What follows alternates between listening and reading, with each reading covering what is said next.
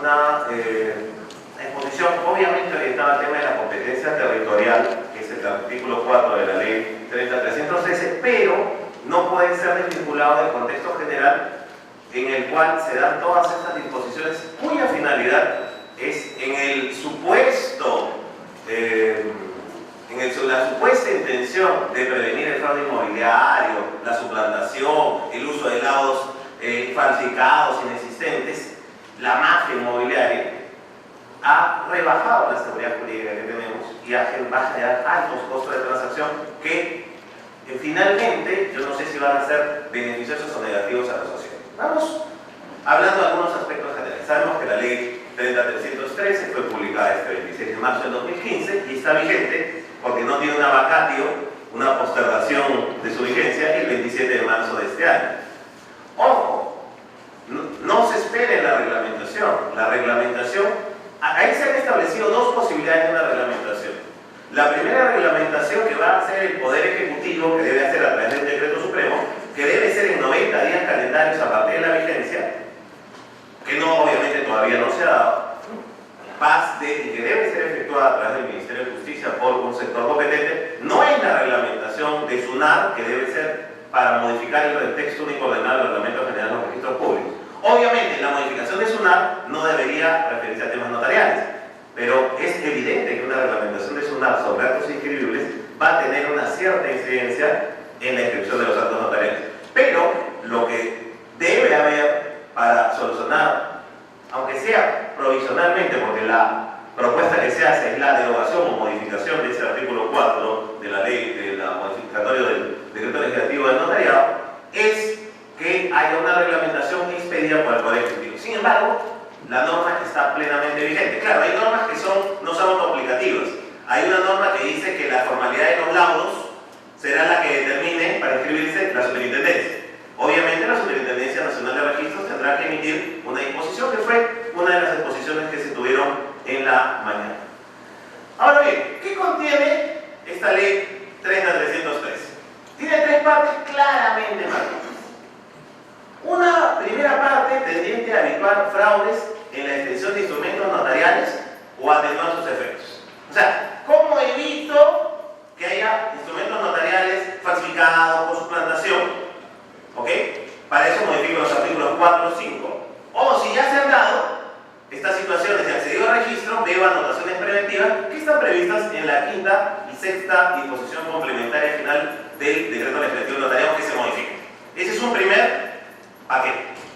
Hay un segundo paquete, que es lo que se ha hablado en las dos exposiciones anteriores, que son medidas tendientes a evitar la inscripción de título fraudulento mediante la regulación de la oposición a la inscripción y la cancelación administrativa. Eso se ha visto en la primera exposición.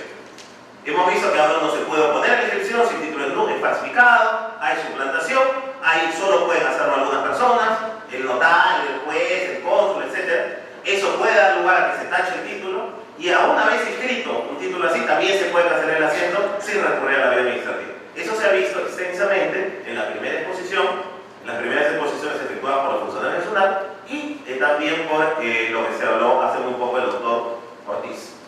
Y las otras medidas son medidas destinadas a reducir los efectos del que brindan los asientos, los registrales, tanto en la fe pública registral como en la legitimación, con la modificación de los artículos 2013 y 2014 del Código Civil, bajo el contexto que dichas normas facilitarían el tráfico inmobiliario. Que las bandas de falsificación, de fraude inmobiliario, comprarían A, le pasarían a B, le pasarían a C y D, diría que es el tercero registral, y que de esa manera tenemos que evitar que esas personas se defiendan en la fe pública registral. ¿Ok? Es la idea. Y que la legitimación, ojo, si el asiento es falsificado, mejor cancelemos de una vez, porque ir al Poder Judicial demora mucho y es muy oneroso. ¿Ok? Ese es un tercer paquete de exposición. Lo han expuesto brillantemente acá las expositores que me han precedido y solamente me voy a permitir a la parte final de esta exposición algunos comentarios. Ahora, pero vamos al punto.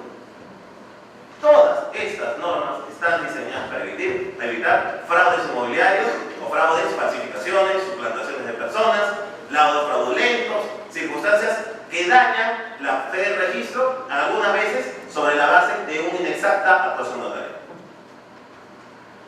Serán las normas, en especial este artículo 4, modificatorio del decreto legislativo 1049, la respuesta a esas cuestiones, o lo que todo, lamentablemente esta norma es una combi, con B grande. ¿Por qué? No es conviviente. No.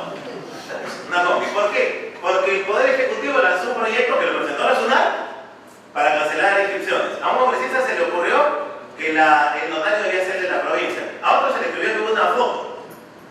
Al otro se le ocurrió que la fe pública se fuera a los 2 años. Lo metía en una licitadora, uno se subía, el otro lo bajaba y salió eso. De tal manera que es un pequeño monstruito que el artículo 5, por ejemplo, dice que la cancelación de un título falsificado no surte efectos contra el tercero de buena fe, no tiene armonía. Porque si los títulos falsificados afectan la buena fe registral, según que diga el título archivado, no hay forma de tener una correlación. Entonces, acá tenemos un monstruo que tiene una cabeza por acá, un brazo por acá, y queremos darle armonía. Y no se puede.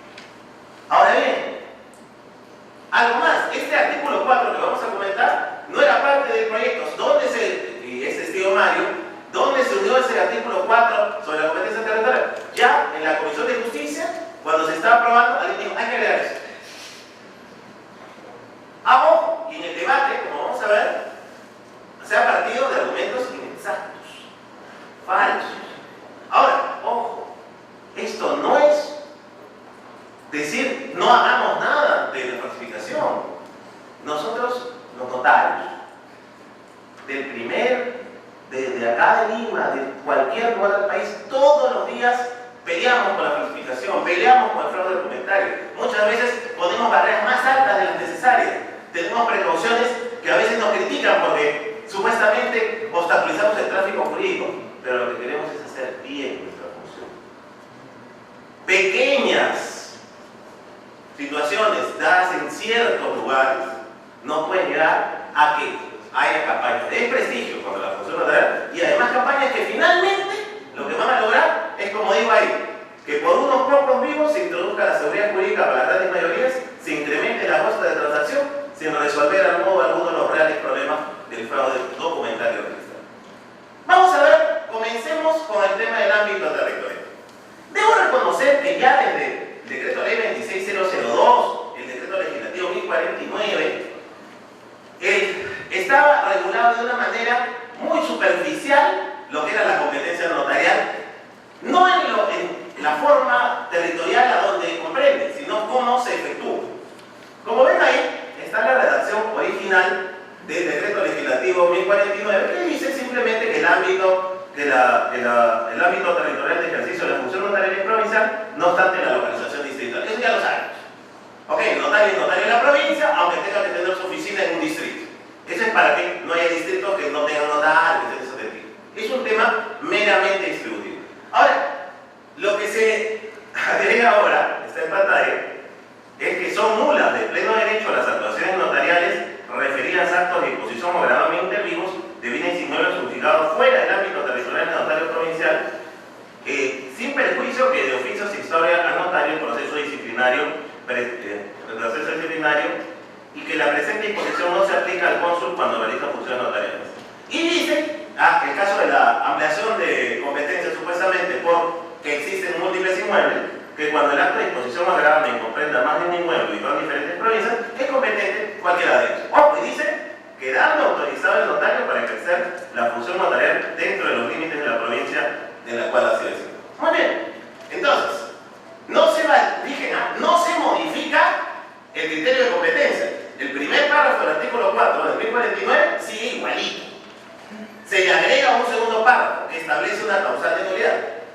Ahora bien, ¿pero cuál es el factor de competencia del notario? Y obviamente la competencia del notario está dada por la actuación notarial.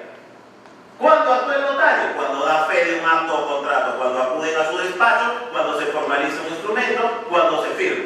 Eso es clásico en el sistema del notariado latino. Ojo, hay sistemas de competencia territorial notarial.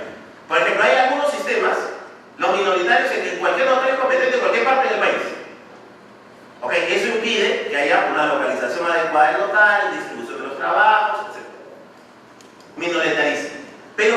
lo que determina siempre la competencia es, y lo ha sido siempre, la actuación notarial. Si el inmueble, ojo, antes de esta ley, estaba situado en Trujillo, pero las personas firmaban acá en Lima, ¿dónde se realiza el acto notarial? ¿En Trujillo o en Lima? Ni siquiera. El acto es acá. Y lo que yo estoy prohibido, porque para eso hay una competencia territorial, es desplazarme a Trujillo a realizar ese acto. Y no importa dónde esté ubicado el bien, dónde sea la residencia, dónde se haya constituido la persona jurídica, dónde se haya escrito la placa del registro vehicular. O sea, el factor de conexión es la actuación notarial. Obviamente, igual en una constatación de un acto, una constitución notarial de un acto, un hecho, una circunstancia. Esto, como le digo, no guarda ninguna discusión. Pregunto, ¿esto se ha modificado por la ley? Y ahora hemos adoptado un criterio como en ciertos cantones suizos, tema extrañísimo en el derecho comparado notarial, en el cual efectivamente son los inmuebles los que determinan la ubicación. O sea, el notario de Lima puede ir a Trujillo a tomar una firma para un inmueble ubicado en Lima. Pero es que fíjense lo gracioso.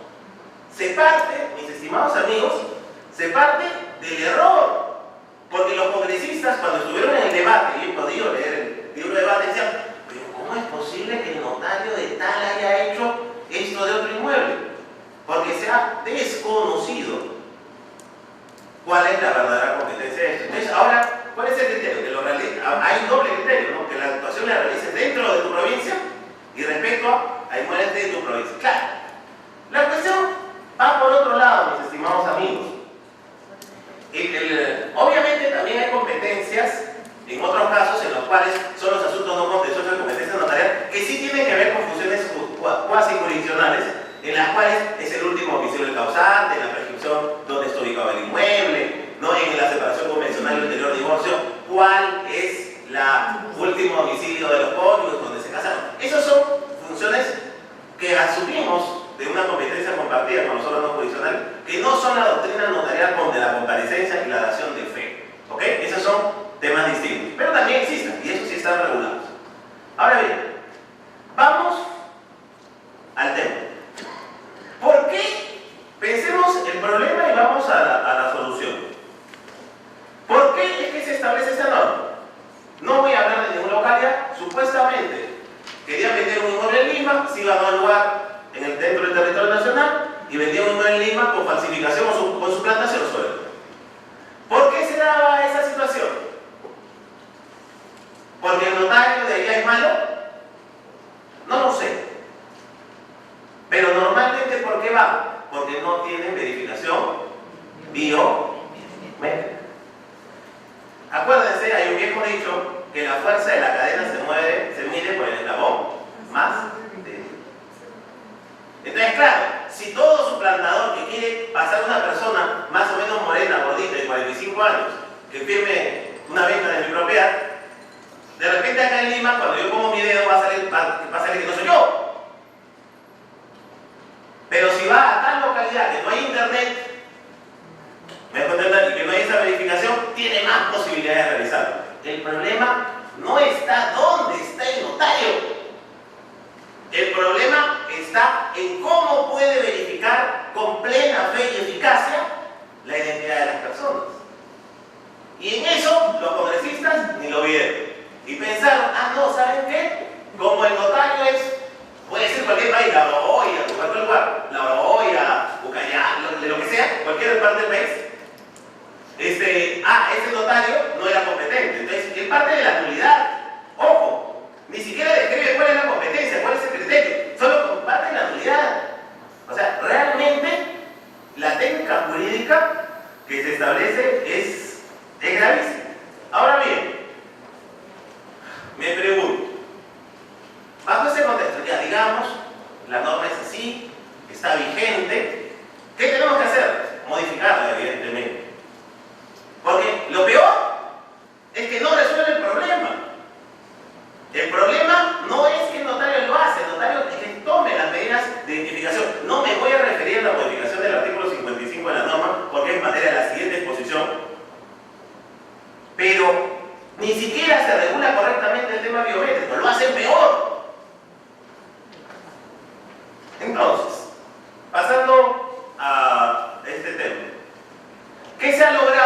sin ganar nada. Obviamente, si usted vive en Lima y tiene un inmueble en Tumbes, tiene que ir a Tumbes a otorgar la escritura ante un notario de Tumbes. Ok. Oye, yo vivo acá 20 años, no sé nada, no importa, tienes que ir ahí. ¿Por qué? Porque la ley lo dice. Y además porque amenaza con proceso disciplinario de oficio, casi una maldición, ¿no?, sagrada, ¿no?, a quien ose infligir lo señalado por esta. Muy bien. Partamos de algunos casos muy sencillos. ¿Qué pasa si alguno de ustedes tiene en Lima una escritura que se refiere a un inmueble de provincias y sí ha sido extendida el 21 de marzo o 20 de marzo? Está extendida y firmada por los vendedores y falta un comprador. Y este comprador va a la notaría: señor, quiero firmar mi escritura, porque ustedes saben que no se firma todo necesariamente al mismo tiempo, unidad de contexto, unidad de hecho, no unidad de acta. Esa escritura es inválida. O sea, las tres firmas anteriores, pero ojo, si usted aplica así a rajatabla actuaciones notariales sobre actos de disposición, referidas a actos de disposición igual, y la norma ya está vigente, ¿cuándo está haciendo la actuación notarial de la toma de efecto? Hoy. ¿Y qué pasa con esa escritura? Fue, como dicen los chicos, volverlo a hacer. Oye, el vendedor ya recibió la plata, no lo vas a ubicar. Murió. Las que están en el archivo de la nación, esas para regularizarse. ¿O qué? Vamos a tener que crear una categoría medio rara: acta de escritura de consentimiento unilateral por notario para escritura de extraña jurisdicción, que ambas sumadas, algo así. Bueno, pero es que la norma parte, por eso, la norma parte del error. Y como dice San Agustín, aquel que no se deja vencer por la verdad será finalmente vencido por el error. Y acá, vencidos por su error, es una regulación terrible. A ver, digan eso a la persona que va a firmar en su despacho. Las personas, efectivamente, los notarios, además de luchar todos los días contra la falsificación, contra la suplantación, todos los días vemos a la gente cara a cara y atendemos a esas personas y sus necesidades. Explíquenle ese perjuicio que le ha causado la ley, porque 5 vivos hicieron unas escrituras en algún lugar medio extraño del país. Pero además, no se resuelve el tema de fondo. ¿Cuál es el tema de fondo? Reitero, miren, ¿saben lo que están haciendo? Debilitando la fe pública registral, debilitando la legitimación, todo esto así. Mira, yo, como ya dudo de todo, ya los asientos registrales, ya, mira, si está legitimado, vale, no vale, porque si es falsificado, no importa, tú mira los archivados, pero, ojo, yo respeto muchísimo y de sobremanera la posición del doctor Javier Jorge, a quien no tuve el honor de tener como profesor, pero quien en su exposición de motivos del Código Civil de 1984 me enseñó que ese tema de la discusión entre el título archivado y el asiento, de brillante manera, y citando en ese tiempo una extraña doctrina hipotecarista que ahora, bueno, ya después de muchos años conocemos mejor. Pero ¿sabe qué pasa? Si el tema que dice el doctor Vigio se resumiera al último título archivado, estaríamos bien. Pero, por ejemplo, usted, el doctor Becerra compra un inmueble y lo compra al doctor Ortiz. Todo perfecto, revisa el título archivado del doctor Ortiz, de buena fe, escribe su derecho, realiza todo lo que se ha indicado con tanta precisión. No hay cargas, no hay gravamen, títulos técnicos. Muy bien. Pero el doctor Ortiz le había comprado al doctor Romero y él a su vez al doctor Vigio. Y el doctor Vigio me había comprado a mí. Ojo, estas ventas son ¿cuántos años? 7 años más o menos. Ok, pero quien me había comprado a mí me había comprado a través de un apoderado. Y ese apoderado no tenía facultades de venta. ¿Okay? Y yo, 7 años después, voy y le mando al doctor Becerra reivindicación y nulidad de todos estos asientos registrados. El doctor Becerra dice, yo he ido al registro y he verificado que el título del doctor Ortiz es válido, además que lo conozco. Sí, no había carga. El tercero de buena fe, del tercero, que el título de no tiene derecho de que el registro aparece como propietario, mantiene su derecho de que se anule la presentación de los parceles, no, todo. Ok, todo lo he hecho. No, ¿sabe qué? 5 ventas antes, había dicho, usted debió revisar A, B, B, C, C, D, ¿hasta dónde? Hasta el inicio de la partida.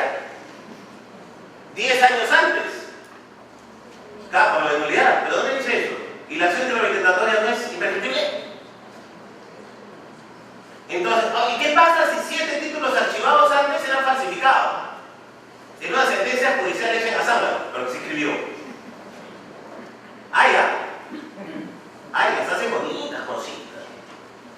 El registro que les diga, se escribe. Porque incluso no hay ni siquiera un padrón de cosas.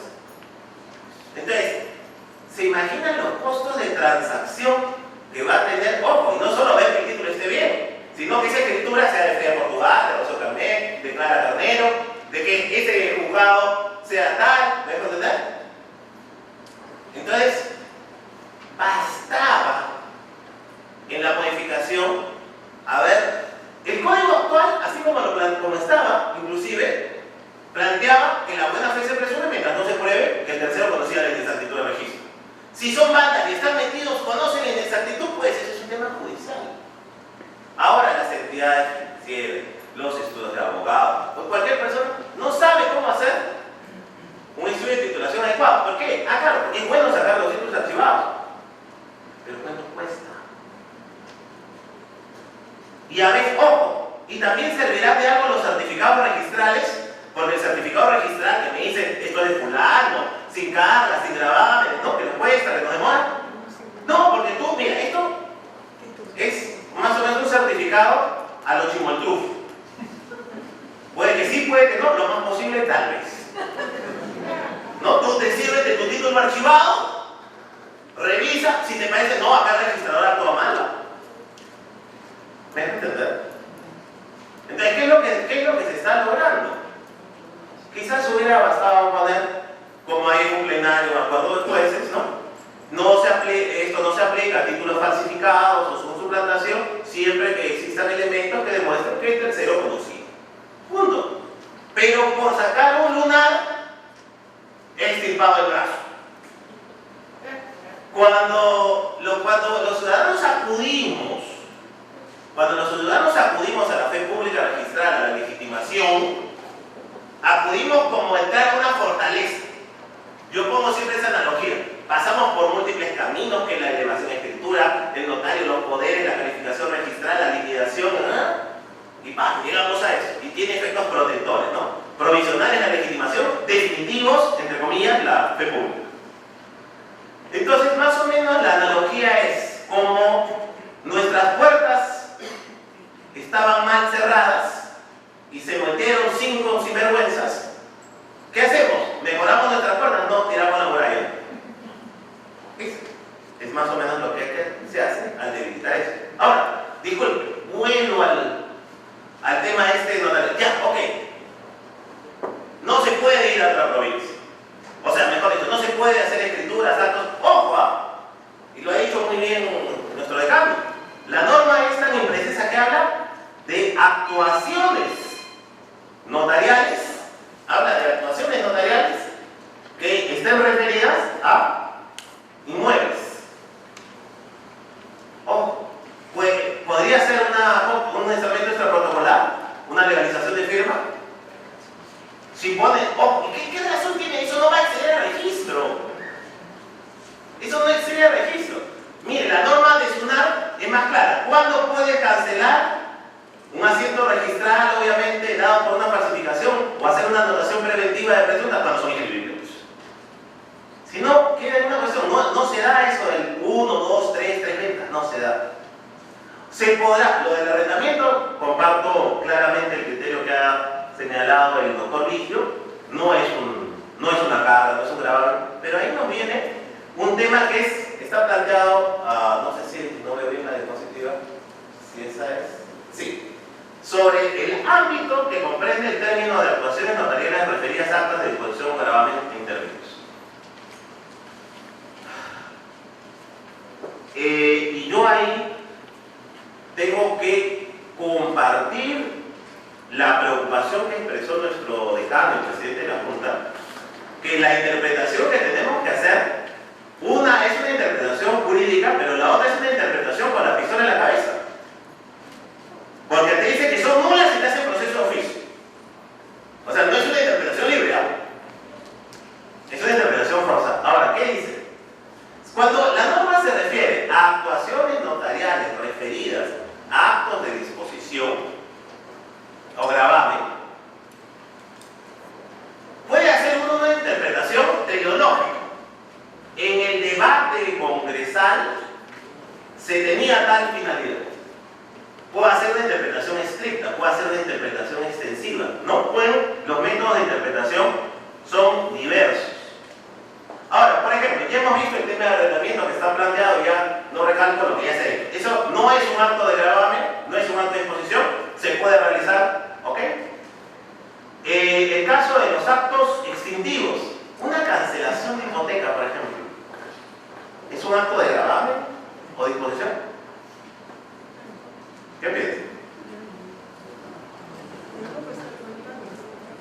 Ojo, ahí hay un tema de discusión, ¿eh? Porque hay algunos autores que hablan que los actos extintivos tienen una naturaleza dispositiva también.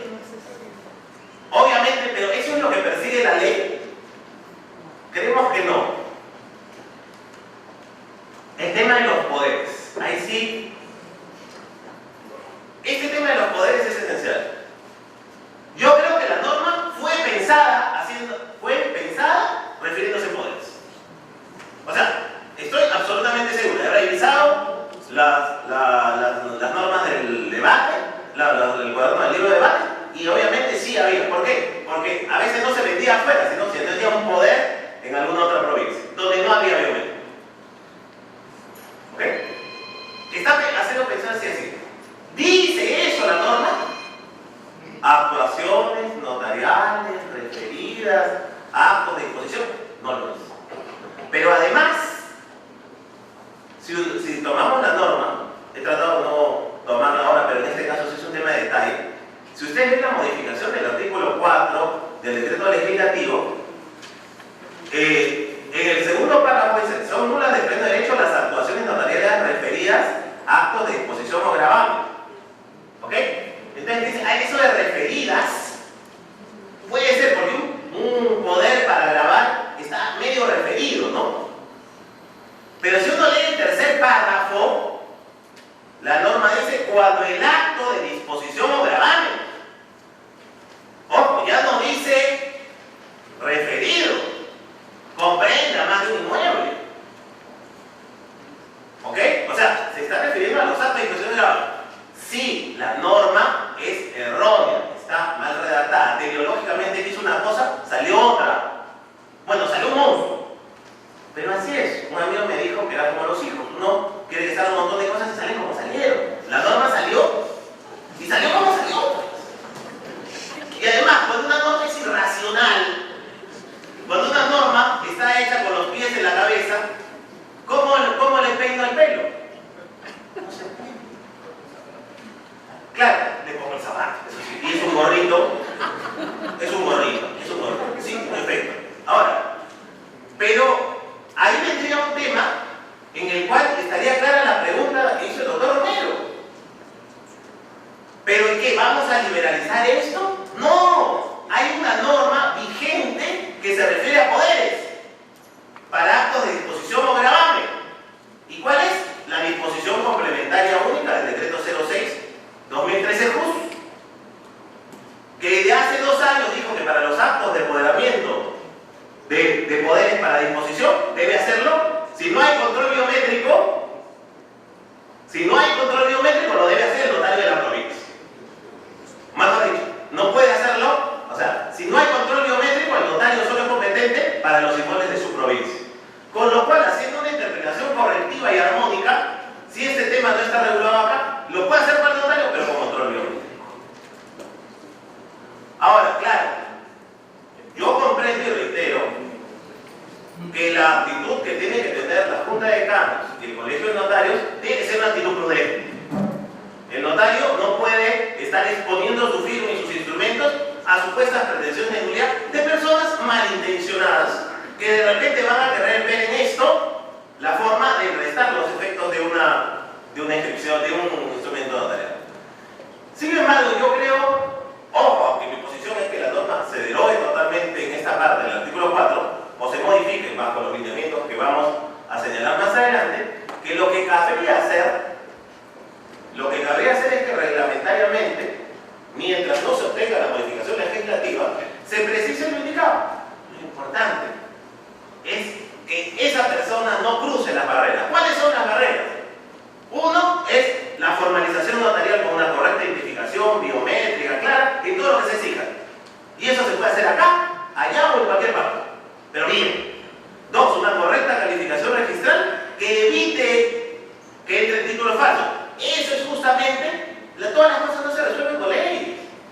Este proyecto que está haciendo el Colegio de Notarios, en el cual tengo el honor de participar, para hacer una base de datos centralizada de los instrumentos notariales y generar una interconexión, por ejemplo, con instituciones como lo que viene a ser la UIF, la SUNAT, pero también con registro, puede evitar inscripciones fraudulentas con instrumentos falsificados. No castiguemos los efectos, cerremos la puerta a lo indeseable. No dañemos a la colectividad. No hagamos al señor de 94 años que quiere vender su terrenito en Bagua y todavía no en Bagua, sino al fondo metidito, tener que irse a la provincia, en Piragua, porque un legislador no supo entender que lo que hay que evitar no es el lugar, no es el ambiente exótico ni mirar el inmueble, lo que da la seguridad jurídica, sino la exactitud de la conducta que realiza el notario. Eso tiene que ser materia de una modificación. Ya teníamos el Decreto Supremo 00/2013 que con sus errores y efectos atacaba el tema. Logremos la interconexión del registro con el notariado. Logremos también, mientras tanto, la posibilidad de mayores elementos para poner mayores elementos de cuidado de nuestra seguridad, de nuestras inscripciones. Las modificaciones que se puedan hacer al artículo 2014 que sean concordantes de afectar solo esos sectores y no a la colectividad en su conjunto. Yo le alcancé hace un tiempo un proyecto de modificación de esta norma a Mario. Y un tema más, bueno, son muchos temas más los que quisiera tocar, que es, ya saliendo esto de la competencia territorial, había dos temas más sobre los instrumentos extraprotocolares. Entiendo que, salvo disposición en contraria de la norma, sí está comprendido, lamentablemente, precisión en contraria tendría que hacerla el reglamento. Ojo, tengan cuidado con la jurisdicción, ¿no? ¿Qué pasa con esos distritos que están situados en el límite de una provincia y otra? Yo tengo ahí un caso, uno tributa en Lima, pero la partida dice Callao. ¿Qué lo hace? ¿Qué prevalece? Ha ido al de Callao y le ha dicho Lima, y el de Lima le ha dicho Callao. Está preguntando, está buscando un coche. ¿Es verdad? Claro, porque ese sí puede todo. Ese sí puede todo. Ese es el interprovincial. Ese no es un interprovincial. Ahora, pensemos en lo que ha pasado con estas anotaciones preventivas por presunta suplantación y falsificación que nos da la quinta y sexta disposición complementaria, transitoria y final de la ley de notaría.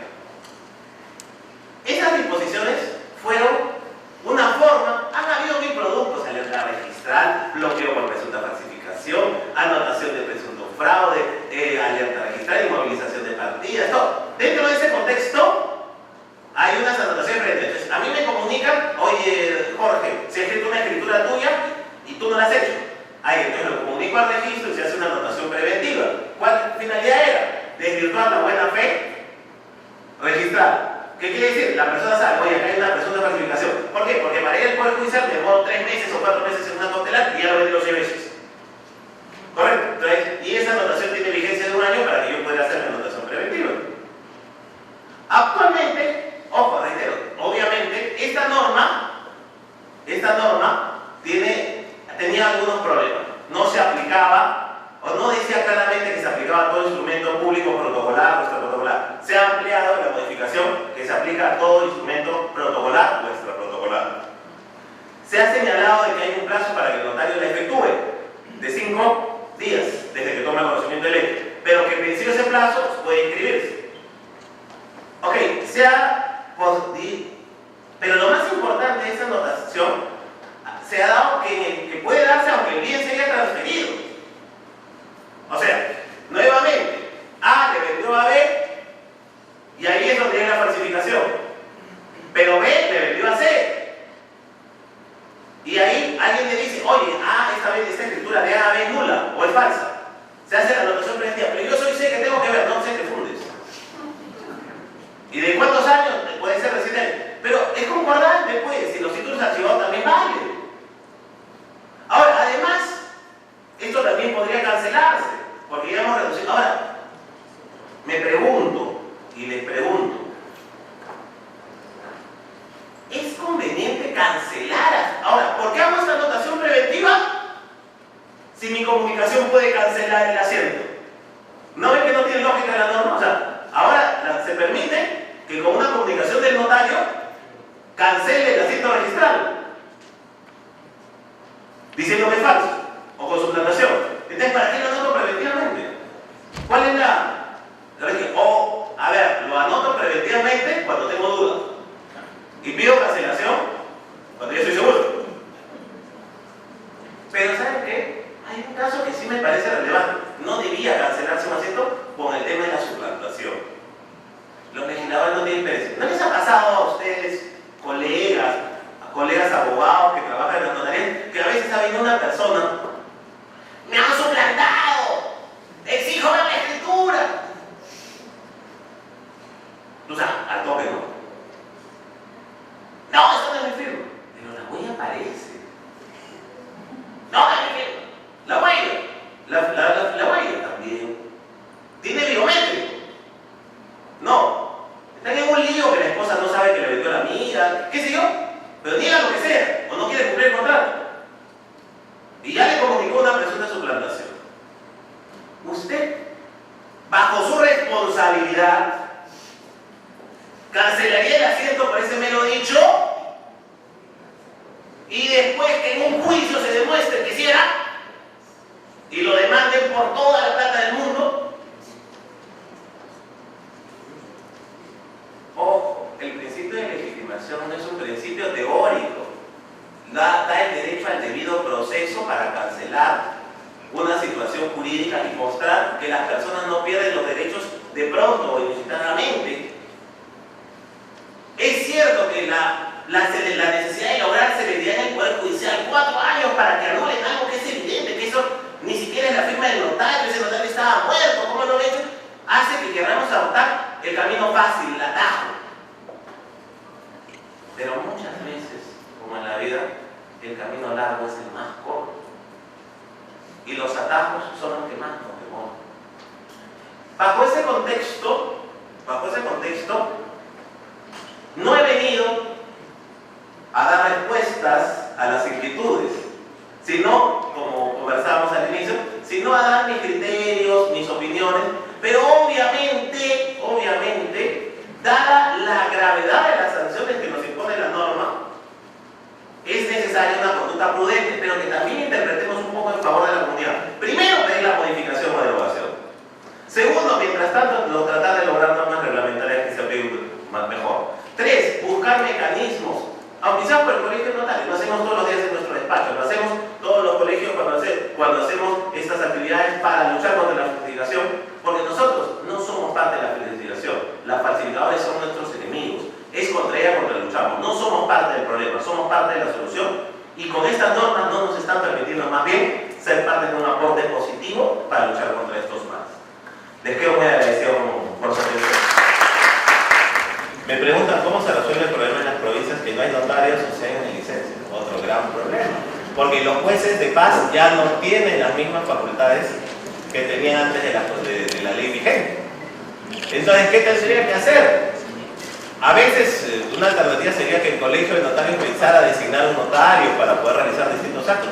Pero ojo, con el tema eso de la competencia, o sea, puede prorrogarle el colegio una competencia provincial cuando la ley ha señalado esto. Hay una disposición en la ley notarial que se usa para reemplazar licencias, para reemplazar ausencia de un notario u otro y un desplazamiento.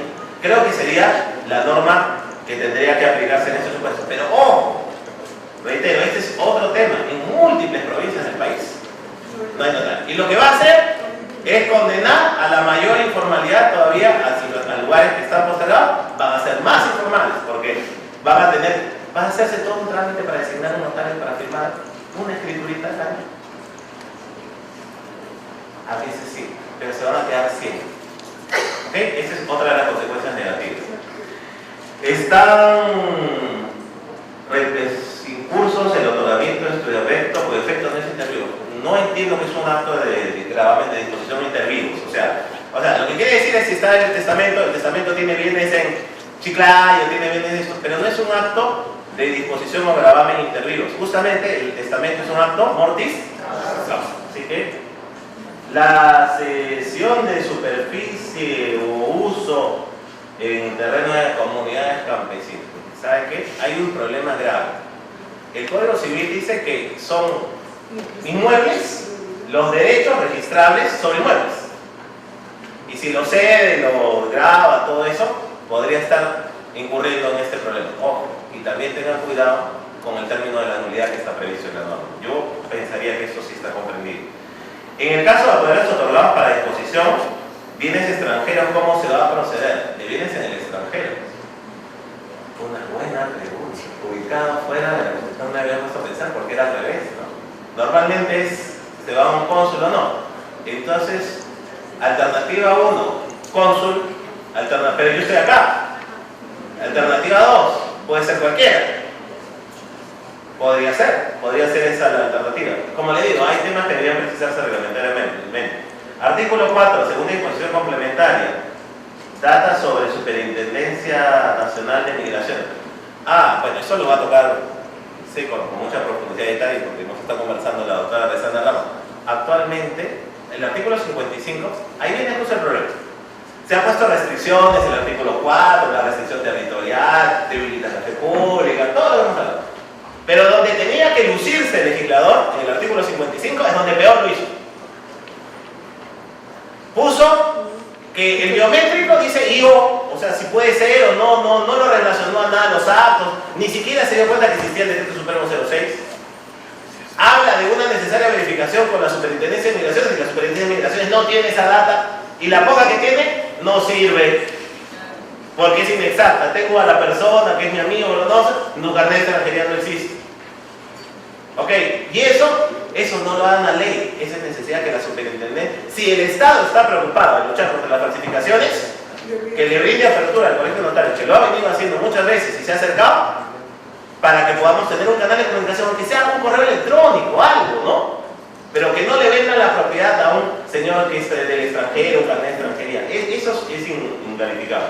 Y obviamente hay otros datos más, pero como le digo, ese tema lo va a tratar extensa acá la doctora Alessandra y yo les agradezco las preguntas. Nada más.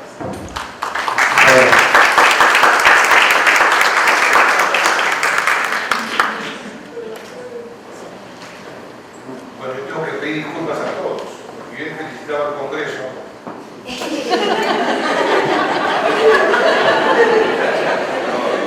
De verdad, el artículo 4 yo he tratado de entenderlo. Y de verdad que no entiendo. Lo leo y lo leo y sigo sin entender. Pero ojalá tuviéramos una biblioteca por acá, que hay un método de interpretación por el cual, cuando una norma es absurda, de acuerdo ahí, a lo que le interesa el tema, en Mecineo, tomo 1, de la doctrina general de institución, su tomo número 1, habla sobre el método de interpretación, pero no me acuerdo cómo lo dice y cuál es el efecto, pero cuando hay una norma absurda, debo buscar una forma de interpretar para que tenga sentido. Eso es lo que yo creo que decía. Pero lo que a mí no me interesa es que yo he halagado al Congreso. He tenido ningún humor, porque en la parte que a mí me interesa, que es el título archivado estaba bien, pero yo no había leído el artículo 4. Y para terminar, sí, con el artículo 4, quiere decir, quiero aclarar que no voy a aburrir porque ahora no soy muy, yo también tengo hambre.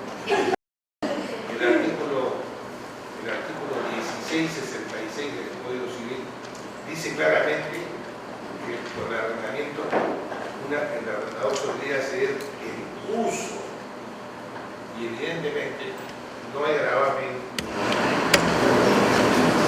en posiciones. Y para terminar quiero decir que todo lo que no está prohibido está permitido y por lo tanto el artículo 4 sí cabe que haya un poder. Sí cabe que haya un poder para realizar esos actos que les está vedado